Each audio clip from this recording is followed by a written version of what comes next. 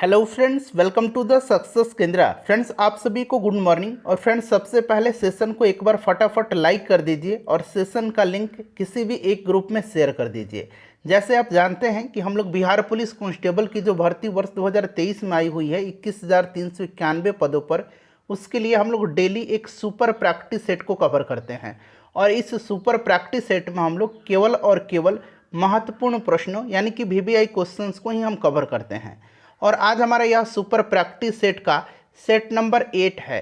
इससे पहले ऑलरेडी मैंने आपको सेट नंबर 1 से लेकर के 7 तक को पूरी डिटेल में कवर कराया हुआ है। अगर आपने इन वीडियोज़ को नहीं देखा है तो ज़रूर देख लीजिएगा। इनका लिंक आपको आज के इस सेशन के डिस्क्रिप्शन बॉक्स में मिल जाएगा। फटाफट फ्रेंड्स एक बार वीडियो को लाइक कर दीजिए और इसका लिंक कहीं एक ग्रुप पर शेयर कर दीजिए।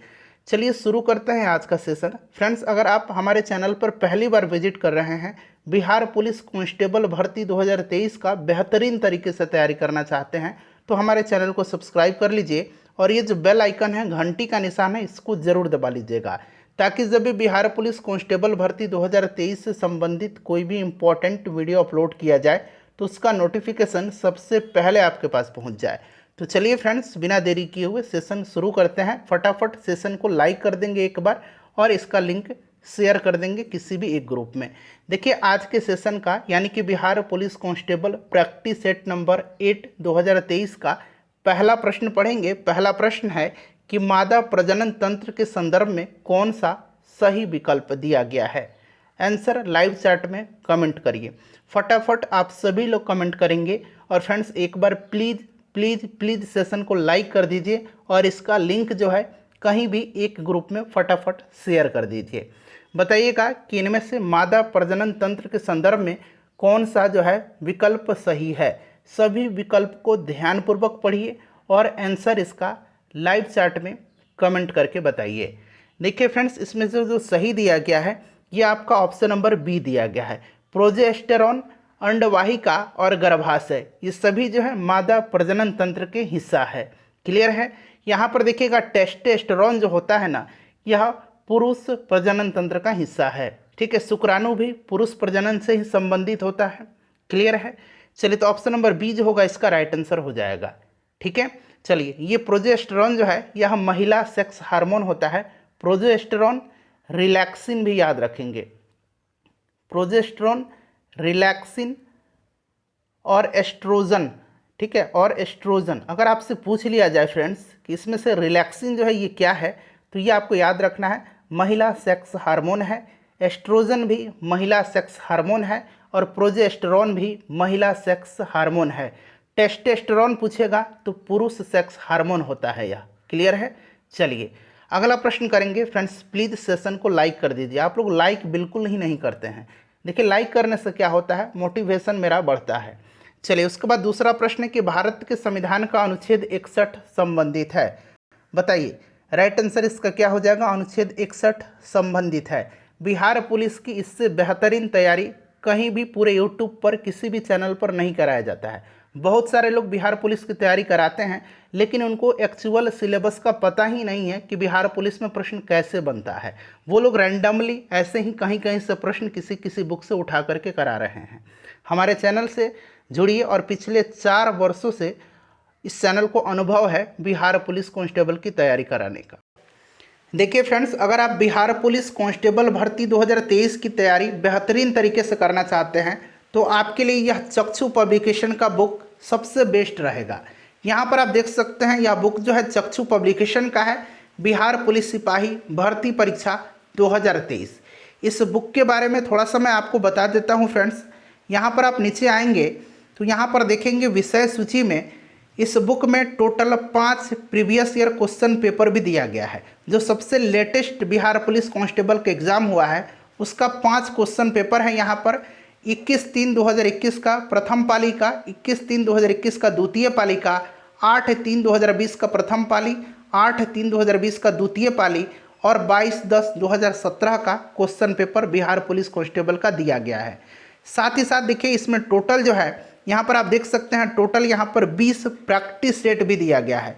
टोटल यहाँ पर 20 प्रैक्टिस सेट दिया गया है और ये प्रैक्टिस सेट बहुत ही इम्पॉर्टेंट है बहुत ही शानदार हैं, क्योंकि ये बिल्कुल नया जो बिहार पुलिस कांस्टेबल का पैटर्न है उस पर आधारित यह प्रैक्टिस सेट है। यहाँ पर देख लीजिएगा फ्रेंड्स, ये क्वेश्चन पेपर प्रीवियस ईयर का लिया गया है। साथ ही साथ मैं आपको 2 बुक और बता रहा हूँ, चक्षु पब्लिकेशन का ही है, उसको आप खरीद करके अपनी तैयारी को और भी मजबूत कर सकते हैं। देखिए फ्रेंड्स, इन्हीं बुक्स की मैं बात कर रहा था। इन बुक्स को आप ले सकते हैं और अपनी बिहार पुलिस कांस्टेबल की तैयारी को और भी मजबूत कर सकते हैं। बताइएगा, भारतीय संविधान का अनुच्छेद 61 संबंधित किससे है? तो फ्रेंड्स, आपको पता है कि यह भारत के राष्ट्रपति पर महाभियोग से संबंधित है। Option number D right answer हो जाएगा। अच्छा, महाभियोग जो है कहाँ पर लाया जाता है, लोकसभा या राज्यसभा? बताइए कमेंट करके, या फिर दोनों में कहीं पर भी। देखिए, महाभियोग की प्रक्रिया जो है पहले किसी भी सदन में स्टार्ट हो सकती है। क्लियर है, याद रखेंगे। अच्छा, अनुच्छेद 52 में कहा गया है कि भारत का एक राष्ट्रपति होगा, और अनुच्छेद 53 में कहा गया है कि संघ की जो कार्यपालिका शक्ति होगी ये राष्ट्रपति में निहित होगी। किस आर्टिकल में कहा गया है? तो आर्टिकल 53 में। किस में कहा गया है कि भारत का एक राष्ट्रपति होगा? तो आर्टिकल 52 में। क्लियर है, याद रखेंगे। अच्छा, राष्ट्रपति के जो कार्यकाल से संबंधित अनुच्छेद है यह अनुच्छेद 56 है, इसे भी आप जरूर ध्यान रखेंगे। चलिए नेक्स्ट क्वेश्चन कर लेंगे फ्रेंड्स। अगला प्रश्न है, और देखिए, बिहार पुलिस कांस्टेबल भर्ती 2023 के लिए हमने बहुत सारे वीडियो को आपको कवर कराया हुआ है। Bihar police practice set 2023, Bihar police important question 2023, Bihar police VBI question 2023, Bihar police previous year question 2023, Bihar police का क्वेश्चन 2023, बिहार पुलिस साइंस 2023, इतने सारे हम लोगों ने सीरीज चला रखा है। देखिए, H2SO4 में सल्फर की, यानी कि सल्फर की आपसे ऑक्सीकरण संख्या पूछा जा रहा है। बताइएगा राइट आंसर क्या हो जाएगा। ऑक्सीकरण संख्या, ऑक्सीडेशन नंबर निकालने का तरीका मैंने आपको बता दिया था। देखिए, यहाँ पर किसका निकालना है इसमें से? तो सल्फर का निकालना है, तो हम इसको क्या मान लेंगे? X मान लेंगे। क्लियर है। अब यहाँ पर देखिएगा H2 यानी कि हाइड्रोजन का एक होता है ऑक्सीकरण, गुना 2 हो जाएगा, 2 हाइड्रोजन है, प्लस हमें सल्फर का निकालना है, और यहाँ पर ऑक्सीजन का देखिएगा -2 होता है, तो यहाँ पर हम लोग -2 करेंगे, और ऑक्सीजन यहाँ पर कितना है? तो 4 है। ठीक है, तो 4 से गुना कर देंगे, यहाँ पर 0 हो जाएगा राइट हैंड साइड में। क्लियर है, क्योंकि यहाँ ऊपर पर कोई भी चार्ज नहीं है। अगर ऊपर कोई चार्ज होता तो यहाँ पर हम लोग लिखते, एक नेगेटिव चार्ज होता है तो हम लोग -1 लिखते हैं। ठीक है, और पॉजिटिव चार्ज होता है तो उसके लिए हम लोग यहाँ पर 1 लिखते हैं, लेकिन यहाँ पर कोई भी चार्ज नहीं दिया गया है। अब फर्दर इसको हम लोग सॉल्व कर देंगे तो आंसर निकल आएगा, यहाँ पर 2 हो जाएगा। ठीक है, उसके बाद देखिए यहाँ पर x हो जाएगा, और यहाँ पर देखेंगे तो 4 और -2 को गुना करेंगे तो ये -8 आ जाएगा।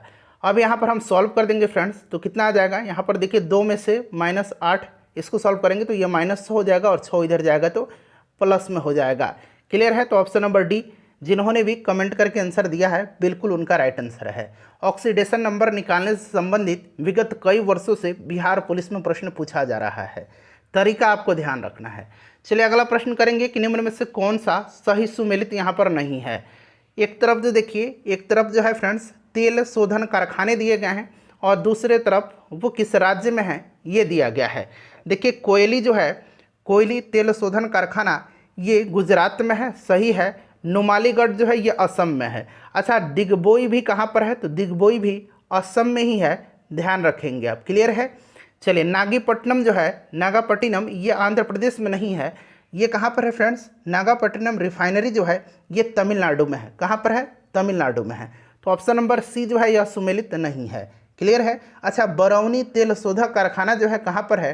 कमेंट करिए, कहाँ पर है बरौनी तेल शोधक कारखाना? कहाँ पर है? कमेंट करिए।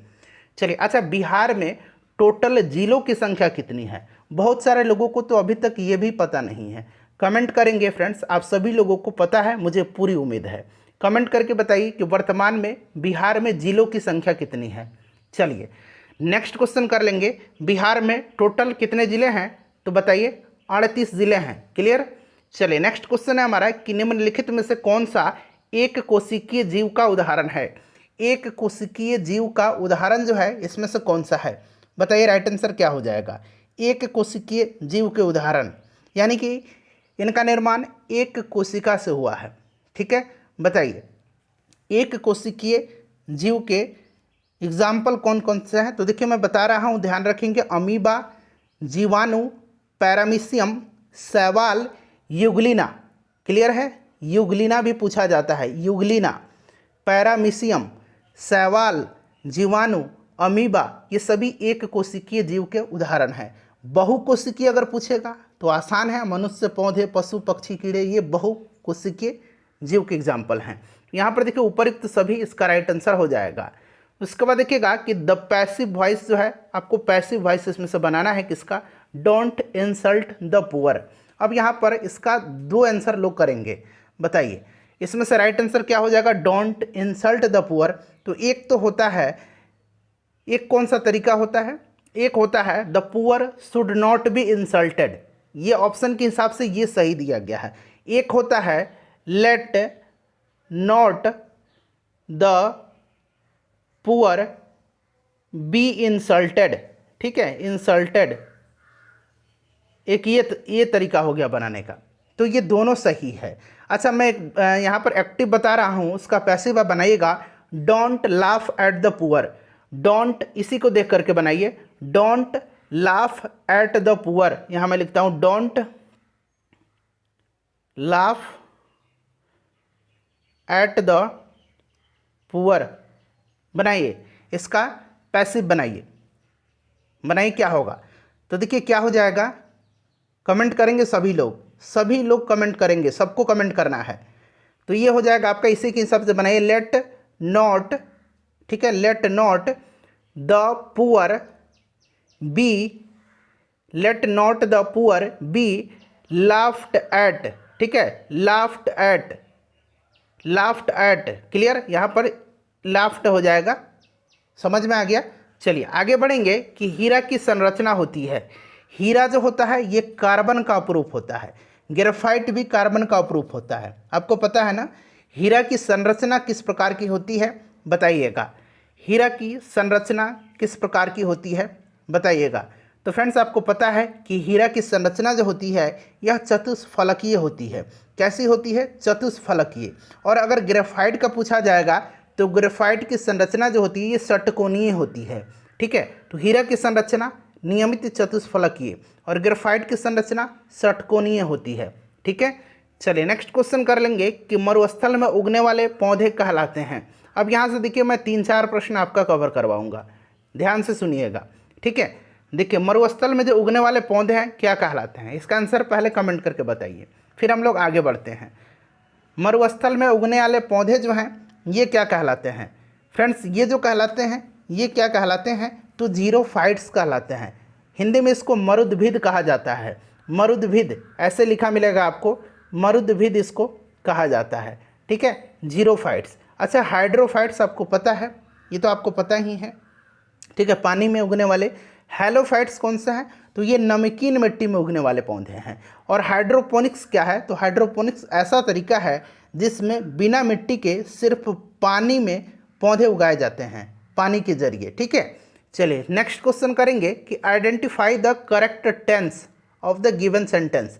आपको बताना है कि यह सेंटेंस दिया गया है, he had been trying to get her on the phone, ये कौन सा टेंस है बताइए, कमेंट करके बताइए, ध्यान से पढ़िए, सोच समझ के आंसर दीजिए। चाहे वह यहाँ पर आप सेट लगा रहे हों या फिर एग्जामिनेशन हॉल में आप बैठे हुए हैं, सोच समझ के प्रश्न को 1 बार 2 बार 3 बार पढ़िए। जब प्रश्न समझ में नहीं आ रहा है तब फिर आंसर दीजिए। तो देखिए फ्रेंड्स यह जो है यह किसका एग्जाम्पल है? तो यहाँ पर देखिए हैड लगा हुआ है, यानी कि निश्चित रूप से पास्ट है, तो पास्ट परफेक्ट कंटिन्यूअस टेंस हो जाएगा। ऑप्शन नंबर इसका डी राइट आंसर जिन्होंने भी दिया है करेक्ट आंसर हो जाएगा। चलिए अगला प्रश्न करेंगे कि दूरदृष्टि दोष के संबंध में निम्नलिखित में से कौन सा सही है। कल मैंने आपको निकट दृष्टि दोष वाला प्रश्न कराया हुआ था। देखिए दूरदृष्टि दोष में होता क्या है दरअसल, तो इसमें लेंस की गोलाई जो होती है ये कम हो जाती है, लेंस की फोकस दूरी बढ़ जाती है और लेंस की क्षमता घट जाती है। क्लियर है? और ये जो दूरदृष्टि दोष है इसमें वस्तु का प्रतिबिंब रेटिना पर न बन करके रेटिना के पीछे बनता है, ठीक है। क्लियर है? देखिएगा लेंस की गोलाई कम हो जाती है, सही है, लेंस की फोकस दूरी बढ़ जाती है, सही है, लेंस की क्षमता घट जाती है, ये भी सही है, ठीक है। और प्रतिबिंब कहाँ पर बनता है? रेटिना के पीछे बनता है। तो सभी सत्य है। अच्छा, निकट दृष्टि दोष में क्या हो जाएगा? तो जस्ट इसका अपोजिट हो जाएगा। लेंस की गोलाई बढ़ जाएगी, लेंस की फोकस दूरी घट जाएगी, लेंस की क्षमता बढ़ जाएगी और उसमें प्रतिबिंब रेटिना के आगे बनता है। चलिए नेक्स्ट क्वेश्चन कर लेंगे कि प्रकाश सबसे तेज संचरण करता है। प्रकाश किस प्रकार का तरंग है? कई बार मैंने आपको बताया है कि यह एक अनुप्रस्थ तरंग का उदाहरण है। ठीक है। अब अनुप्रस्थ और अनुदैर्ध्य में आपको कन्फ्यूजन होगा। अनुदैर्ध्य और अनुप्रस्थ में अगर आपसे कोई पूछेगा आज के बाद कि प्रकाश जो है अनुप्रस्थ है या अनुदैर्ध्य है, तो यहाँ पर देखिएगा अनुप्रस्थ में यहाँ प्र दिया गया है, अनुदैर्ध्य में कहीं भी प्र नहीं है और प्रकाश में क्या है? प्र आ रहा है ना, तो अनुप्रस्थ प्र आ रहा है। तो इस तरह से रिलेट करके आप 1 मिनट में, 1 मिनट क्या 1 सेकंड से भी कम समय में और आजीवन के लिए आपको मैंने याद करा दिया। अब आपसे कोई पूछेगा कि प्रकाश अनुप्रस्थ तरंग है या अनुदैर्ध्य तरंग, तो आपका जवाब क्या होगा? अनुप्रस्थ तरंग होगा। ठीक है। प्रकाश सबसे तेज संचरण करती है निर्वात में, ध्वनि निर्वात में गमन नहीं करती है, इस चीज़ को याद रखेंगे। और प्रकाश सबसे तेज निर्वात में गमन करती है। क्लियर है? चलिए, और इसका वेग कितना होता है? तो 3 गुना 10 के पावर 8 मीटर पर सेकंड होता है निर्वात में। अगला प्रश्न कि आवर्त सारणी में किसी आवर्त में बाएं से दाएं जाने पर आयनन विभव का मान। अब देखिए आवर्त बहुत लोगों को समझ में नहीं आ रहा होगा कि आवर्त क्या है। तो आवर्त जो होता है ना, ये क्षैतिज जो पंक्ति है यही आवर्त है। आवर्त की संख्या टोटल 7 होती है आवर्त सारणी में, आपको पता होगा। ठीक है। अब यहाँ पर मैं 3 चीज़ें आपको बतलाऊंगा। पहले इसका आंसर आप कमेंट करिए, बताइए, कमेंट करते रहिए आंसर।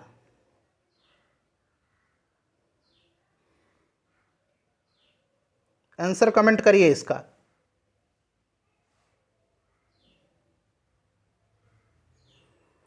चलिए अब यहाँ पर ध्यान देंगे, आवर्त सारणी में किसी आवर्त में बाएं से दाएं जाने पर ये 3 चीज़ें ध्यान रखेंगे।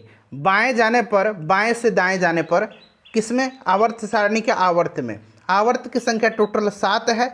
परमाणु त्रिज्या जो है आवर्त सारणी में किसी आवर्त में बाएं से दाएं जाने पर परमाणु त्रिज्या घटती है। ठीक है, घटती है। विद्युत ऋणात्मकता बढ़ती है, विद्युत ऋणात्मकता बढ़ती है और आयनन विभव भी बढ़ती है। क्लियर है? याद रखेंगे आप लोग। तो right answer option number A हो जाएगा इसका। चलिए अगला प्रश्न करेंगे कि जयशंकर प्रसाद द्वारा रचित महाकाव्य है। जयशंकर प्रसाद द्वारा रचित इसमें से जो महाकाव्य है कौन सा है? बताइए, कमेंट करके आंसर बताइए। तो यहाँ पर देखिए, प्रिय प्रवास जो है ये किसकी रचना है? प्रिय प्रवास जो है यह अयोध्या सिंह हरिऔध की रचना है। ठीक है। साकेत जो है यह किसकी रचना है? तो मैथिली शरण गुप्त की है। रामचंद्रिका जो है यह किसकी रचना है? तो केशव दास जी की है। और जयशंकर प्रसाद की जो रचना है यह कामायनी है। क्लियर? चलिए उसके बाद अगला प्रश्न करेंगे कि प्रत्यास्थता गुणांक का एसआई मात्रक क्या होता है। मैंने एक्सप्लेनेशन के दौरान प्रीवियस सेट में मैंने बताया भी था इसका यूनिट। बताइएगा प्रत्यास्थता गुणांक का एसआई मात्रक क्या है? प्रत्यास्थता गुणांक का आपको कुछ नहीं, ऐसे क्वेश्चन का नंबर लिखना है और यहाँ पर ABCD जो भी आंसर है लिख देंगे। जैसे 14 नंबर क्वेश्चन है 14 लिखिए और ABCD जो भी आंसर है यहाँ पर लिख दीजिए। ठीक है।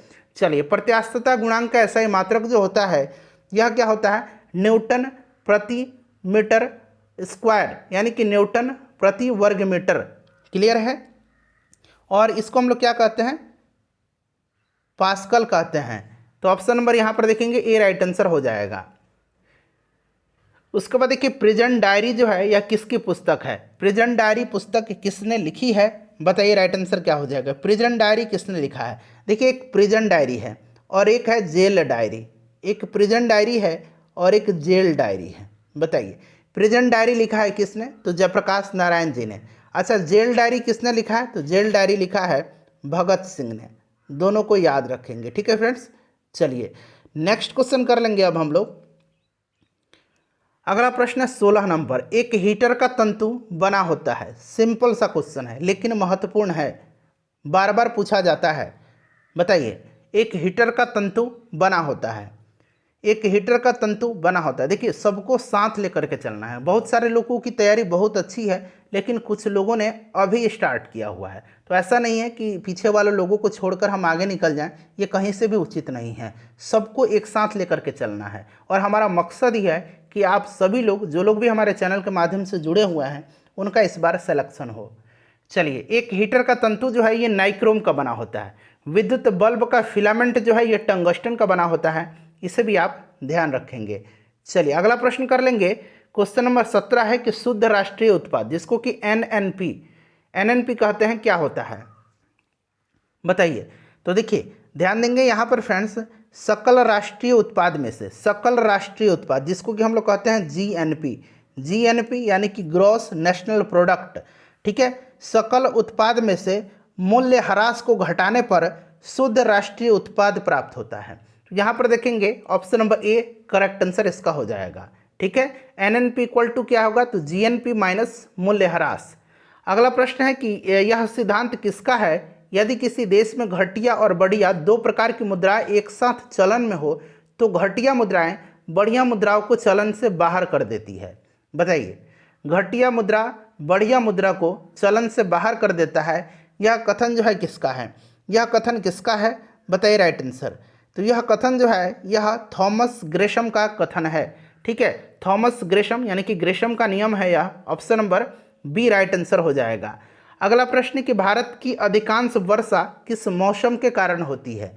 बिहार पुलिस एग्ज़ाम 2023 के लिए हम लोगों ने लगातार आपके लिए वीडियो लेकर के आए हैं। Bihar police constable practice set 2023, Bihar police important questions 2023, Bihar police previous year question 2023, Bihar police constable VVI question 2023।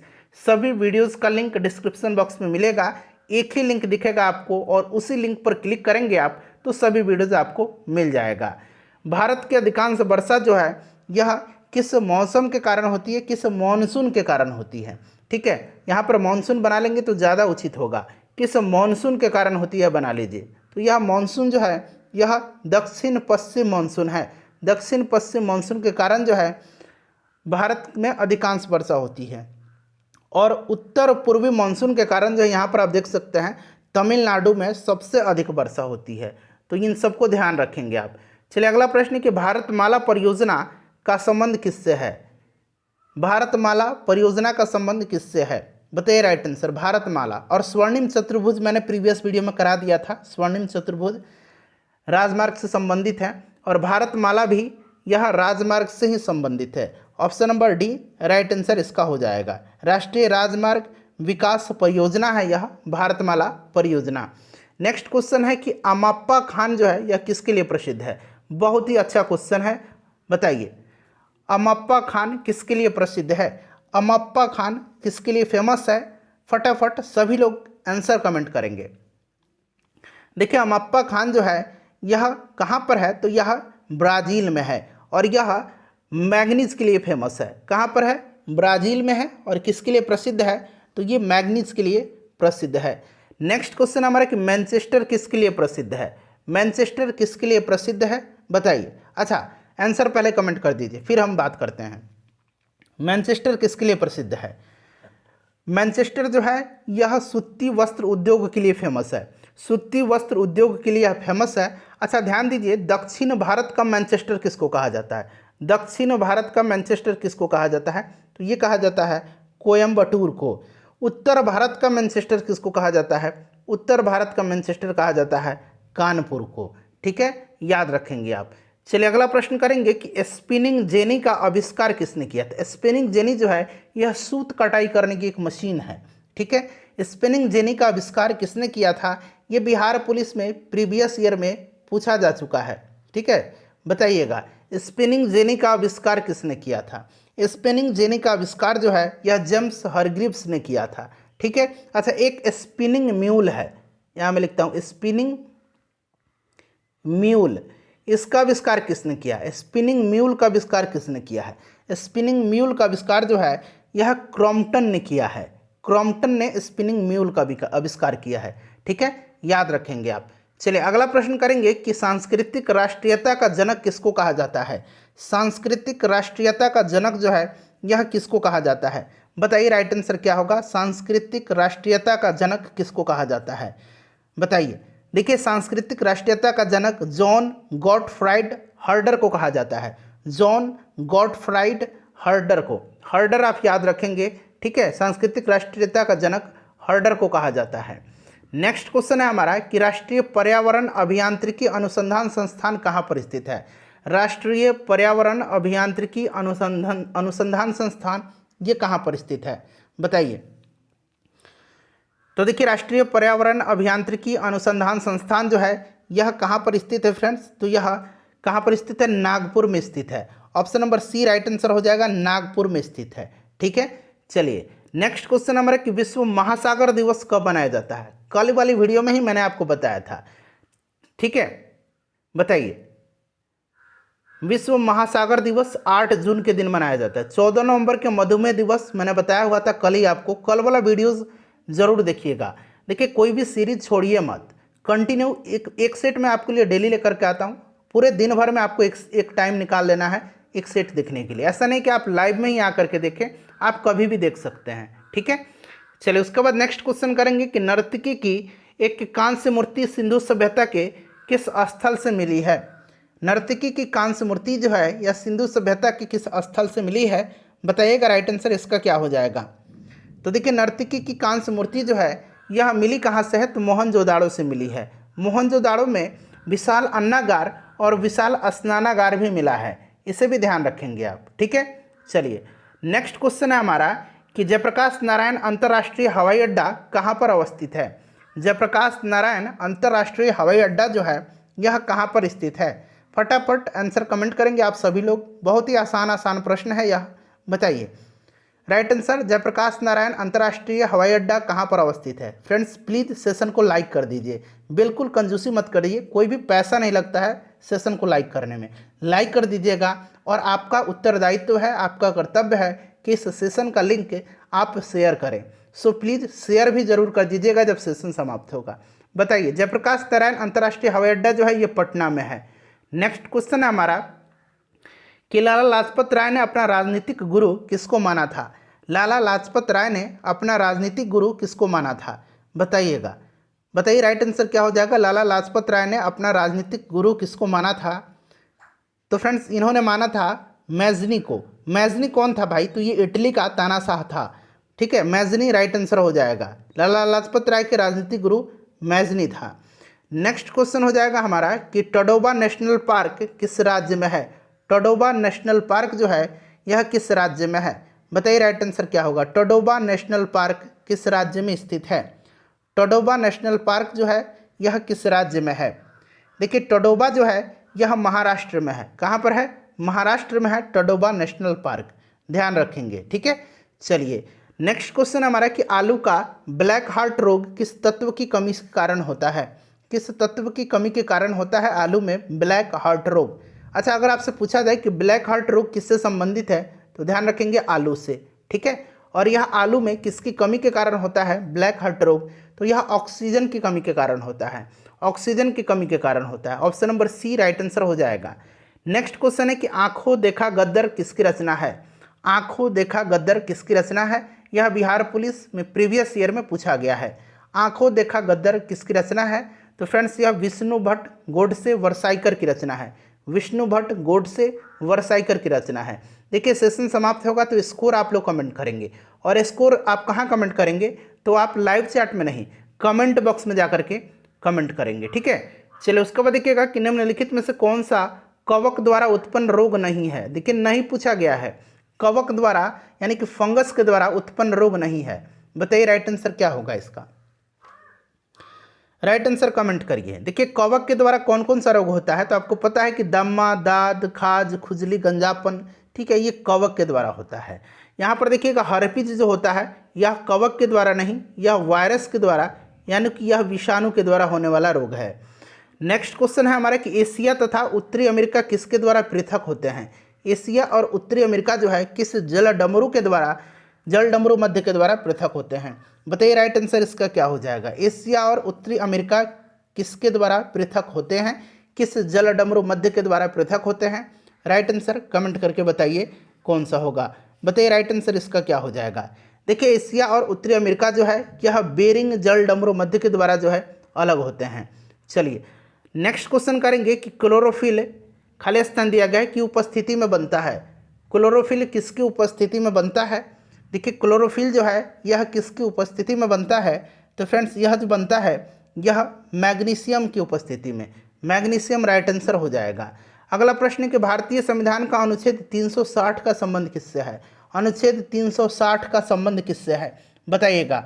अनुच्छेद 352, अनुच्छेद 356 और अनुच्छेद 360। ये आपको पता है कि यह आपातकाल से संबंधित है। ठीक है, आपातकाल से संबंधित है। 352 में राष्ट्रीय आपातकाल है, 356 में राज्यों में राष्ट्रपति शासन है और 360 में वित्तीय आपातकाल है। वित्तीय आपातकाल राइट आंसर हो जाएगा। ध्यान रखेंगे भारत में वित्तीय आपातकाल अब तक एक बार भी नहीं लगाया गया है। संविधान संशोधन अनुच्छेद 368 में है। ठीक है, चलिए अगला प्रश्न कर लेंगे कि मेसोपोटामिया का अभिप्राय क्या है। मेसोपोटामिया का अभिप्राय पूछा गया है, बताइएगा, बताइए। अच्छा उसी प्रकार से देखिए मोहनजोदाड़ो का अर्थ क्या होता है, मृतकों का टीला होता है। ठीक है, तो मेसोपोटामिया का अर्थ क्या होगा बताइए। मेसोपोटामिया का मतलब क्या होता है, मेसोपोटामिया का मतलब क्या होता है बताइए, राइट आंसर क्या हो जाएगा। दो नदियों के बीच, दो नदियों के बीच, ये दो नदी दजला और फरात नदी है, इसी के बीच की उपजाऊ धरती का मतलब है मेसोपोटामिया। ठीक है, चलिए नेक्स्ट क्वेश्चन हमारे कि नारियल के खाने योग्य भाग को क्या कहा जाता है। अच्छा प्रश्न बनता है कि केसर जो है यह पुष्प के किस भाग से प्राप्त किया जाता है। केसर, तो केसर वर्तिकाग्र से प्राप्त किया जाता है, वर्तिकाग्र से। ठीक है, याद रखेंगे। चलिए बताइएगा नारियल के खाने वाला भाग, तो फ्रेंड्स यह जो कहलाता है यह कहलाता है एंडोस्पर्म, और यानी कि भ्रूणपोष। ठीक है, भ्रूणपोष होगा। एंडोस्पर्म भी याद रखेंगे। विक्टोरिया जलप्रपात किस नदी में है। विक्टोरिया जलप्रपात जो है ये अफ्रीका में है, अफ्रीका महादेश में है। और यह किस नदी पर है विक्टोरिया जलप्रपात, बताइए राइट आंसर क्या हो जाए। तो देखिए विक्टोरिया जलप्रपात जो है यह किस नदी पर है, तो याद रखेंगे जाम्बेजी नदी पर है, जाम्बेजी नदी पर है विक्टोरिया जलप्रपात। उसके बाद देखिए इन ए फ्री स्टेट नामक पुस्तक के लेखक कौन है। इन ए फ्री स्टेट नामक पुस्तक के लेखक कौन है। इन ए फ्री स्टेट को लिखा है किसने, कमेंट करके बताइए आंसर क्या होगा इसका। इन अ फ्री स्टेट, इसको लिखा किसने है। इन अ फ्री स्टेट नामक पुस्तक के लेखक जो हैं यह वी.एस. न्यायपॉल हैं। Option number A right answer हो जाएगा। उसके बाद देखिए निम्नलिखित में से किस जिला में न्यूनतम महिला साक्षरता दर है। कई बार मैंने आपको बताया है कि सबसे ज़्यादा साक्षरता दर वाला जिला जो है यह रोहतास है, सबसे ज़्यादा साक्षरता दर वाला जिला। और यहीं पर सबसे ज़्यादा पुरुष साक्षरता दर भी है और यहीं पर सबसे ज़्यादा महिला साक्षरता दर भी है। क्लियर है, 3 पॉइंट्स याद रखना है। सबसे ज़्यादा जनसंख्या वाला जिला, सबसे ज़्यादा साक्षरता दर वाला जिला रोहतास, सबसे ज़्यादा पुरुष साक्षरता दर वाला जिला रोहतास, सबसे ज़्यादा महिला साक्षरता वाला जिला रोहतास। सबसे कम पूछेगा साक्षरता वाला जिला तो पूर्णिया, सबसे कम साक्षरता वाला जिला पूर्णिया। सबसे कम साक्षरता दर पुरुष में पूछेगा तो ये पूर्णिया। पूर्णिया से 2 क्वेश्चन, सबसे कम साक्षरता दर पूर्णिया में, सबसे कम पुरुष साक्षरता दर पूर्णिया में, सबसे कम महिला साक्षरता दर पूछा गया है तो ये सहरसा में है। चलिए अगला प्रश्न कर लेंगे कि प्रथम बौद्ध सभा किस स्थान पर बुलाई गई थी। प्रथम बौद्ध संगति का आयोजन किस स्थान पर हुआ था, बताइए राइट आंसर। अच्छा लिख करके बताएंगे कि यह किसके शासनकाल में हुआ था और कहाँ हुआ था, दोनों एक साथ लिखिएगा। ठीक है, प्रथम बौद्ध संगति यानी कि सभा का आयोजन किस स्थान पर हुआ था बताइए। देखिए प्रथम बौद्ध संगति का आयोजन हुआ था कहाँ पर, तो फ्रेंड्स राजगृह में। किसके समय में, तो अजातशत्रु के समय में। दूसरा कहाँ पर हुआ था, तो वैशाली में हुआ था। किसके समय में, तो कालाशोक के समय में। तीसरा कहाँ पर हुआ था, तो पाटलिपुत्र में हुआ था। किसके समय में, तो अशोक के समय में। चौथा कहाँ पर हुआ था, तो कनिष्क के समय में हुआ था। कहाँ पर, तो कश्मीर में। ठीक है, चलिए नेक्स्ट क्वेश्चन करेंगे कि कोई व्यक्ति अगर राज्य विधायिका का सदस्य नहीं है, यानी कि वह ना ही विधानसभा का सदस्य है और ना ही विधान परिषद का सदस्य है, तो वह खाली स्थान दिया गया है के लिए मुख्यमंत्री नियुक्त किया जा सकता है एवं उक्त निर्धारित समय में उससे राज्य विधायिका हेतु निर्वाचित होना पड़ेगा। ठीक है, होना है, अन्यथा वह मुख्यमंत्री नहीं रहेगा। तो कोई भी व्यक्ति चाहे वह कोई भी मंत्री पद लेता है, ऐसा ही नहीं मुख्यमंत्री, कोई भी मंत्री कोई मंत्री पद धारण करता है और किसी भी सदन का वह सदस्य नहीं है तो उसको कितने दिनों के अंदर जो है लेना पड़ता है, बताइएगा। 6 माह के अंदर, ठीक है, 6 माह के अंदर। चलिए अगला प्रश्न कर लेंगे कि अली वर्दी खां की मृत्यु के पश्चात बंगाल का नवाब कौन बना था। अली वर्दी खां की मृत्यु के पश्चात जो है बंगाल का नवाब कौन बना था, बताइए राइट आंसर क्या हो जाएगा। अली वर्दी खां की मृत्यु के पश्चात बंगाल का नवाब कौन बना था। तो देखिए अली वर्दी खां की मृत्यु के पश्चात जो है बंगाल का नवाब बना था सिराजुद्दौला। सिराजुद्दौला से आपको कुछ याद आ रहा है, पलासी का युद्ध है, कब हुआ था, डेट सहित याद रखना आपको पूछा जाता है। 23 जून 1757 को पलासी का युद्ध हुआ था, ठीक है। चलिए इसमें सिराजुद्दौला की हार हो गई थी। नेक्स्ट क्वेश्चन है कि मैडम कामा ने 1907 में प्रथम तिरंगा ध्वज कहाँ फहराया था। मैडम कामा ने 1907 में प्रथम तिरंगा ध्वज कहाँ फहराया था, बताइए राइट आंसर इसका क्या होगा। करेक्ट आंसर कमेंट करिए। 1907 में इन्होंने जर्मनी में फहराया था। जर्मनी में कौन से जगह पर, तो स्टुटगार्ट में, स्टुटगार्ट में, ठीक है। भारतीय स्वतंत्रता की जननी कहा जाता है मैडम भिखाजी कामा को।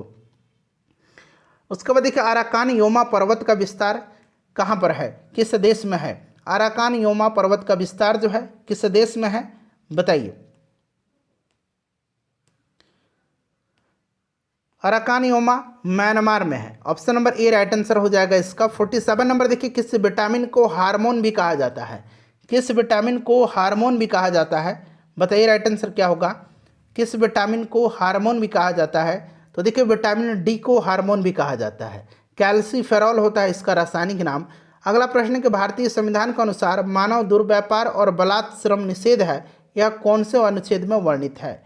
मानव दुर्व्यापार और बलात् श्रम का निषेध किस अनुच्छेद में है, बताइए किस अनुच्छेद में है।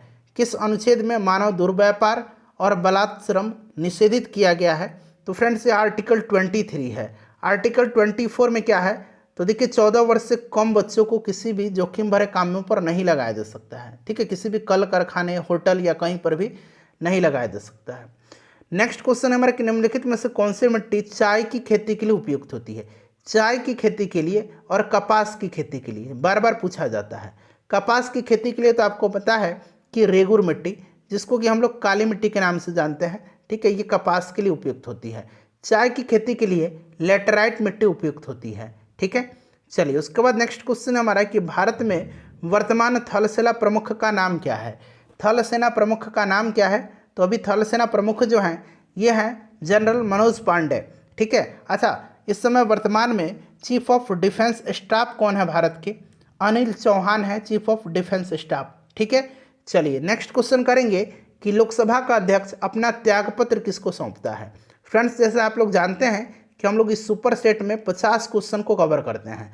अपना आप स्कोर कमेंट करके बता दीजिएगा और सेशन को प्लीज़ लाइक कर दीजिए फ्रेंड्स, और इसको शेयर करिएगा और इस क्वेश्चन का आंसर आप कमेंट करके बताइएगा।